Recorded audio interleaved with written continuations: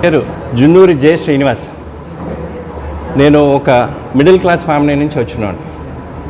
నేను వైఎస్ఆర్సీపీకి సీట్ ఆశిస్తూ ఈరోజు ఈ ప్రెస్ మీట్ ఇక్కడ ఆర్గనైజ్ చేశాను. నేను మెయిన్గా వైఎస్ఆర్సీపీ ఎంపీ క్యాండిడేట్గా అనకాపల్లి సీట్ ఆశిస్తూ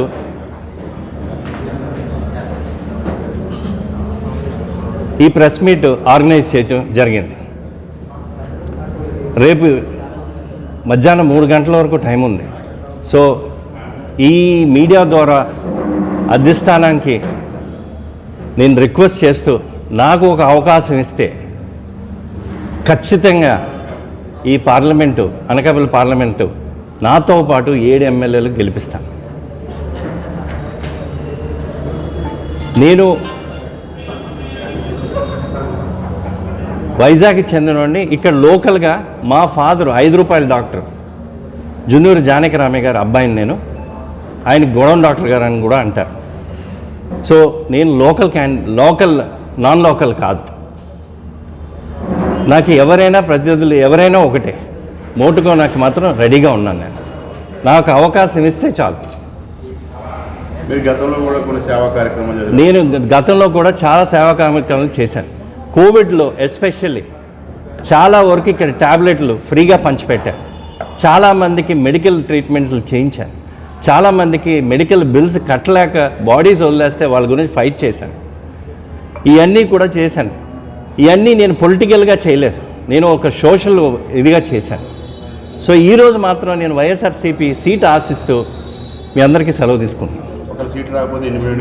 కేసు వైఎస్ఆర్సీపీ సీటు దక్కనిచో నేను ఇండిపెండెంట్గా ఆల్రెడీ నామినేషన్ వేశాను. నా నామినేషన్ కూడా స్క్రూటనీలో యాక్సెప్టెడ్ అయ్యింది. సో ఎవరు ఎంత ప్రత్యర్థులైనా సరే నేను వాళ్ళతో మోటుకోవడానికి రెడీగా ఉన్నాను. కులాలకే ఇవ్వాలని కోరుకుంటున్నాను సార్.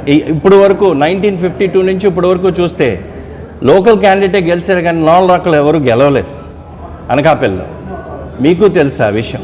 1952 నుంచి ఇప్పుడు వరకు గత మన హిస్టరీ చూసుకుంటే అనకాపల్లి పార్లమెంటు లోకల్ క్యాండిడేటే గెలిచాడు, నాన్ లోకల్ ఎవరు గెలవలేదు. సో నాకు కానీ ఆపర్చునిటీ ఇస్తే నేను ఖచ్చితంగా గెలిచి చూపిస్తాను. లోకల్ కాకపోయినా అప్పుడు ఆయన వైజాగ్కి చెందినవాడైనా ఆల్మోస్ట్ అప్పుడు విశాఖపట్నం, ఉమ్మడి విశాఖపట్నంలోనే ఉంది కదండి. శ్రీనివాస్ కూడా విశాఖపట్నంలో ఉన్నారు అప్పుడు. సో ఆయన కూడా లోకల్గానే లెక్క వస్తారు. 4 దశాబ్దాలుగా మా నాన్నగారు ఇక్కడే ఉన్నారు. సో నర్సీపట్నంలో వేసినా కూడా ఏమండి, ఈరోజు డెమోక్రసీలో ఎవరైనా ఏదైనా అడగచ్చు.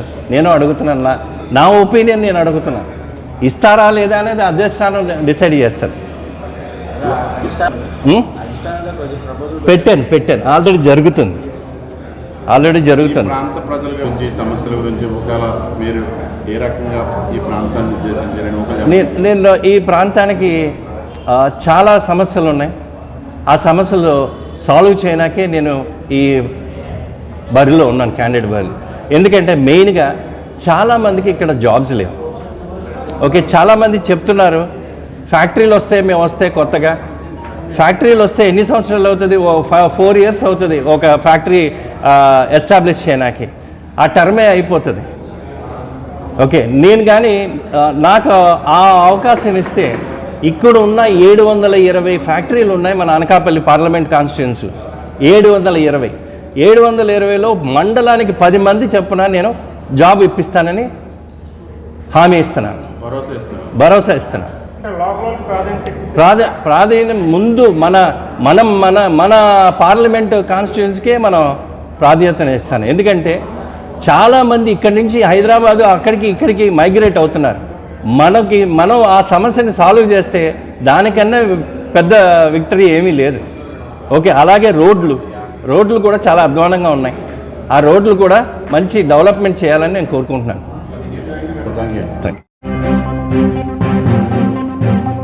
మరిన్ని తాజా వార్తలకు చూస్తూనే ఉండండి మైత్రి న్యూస్.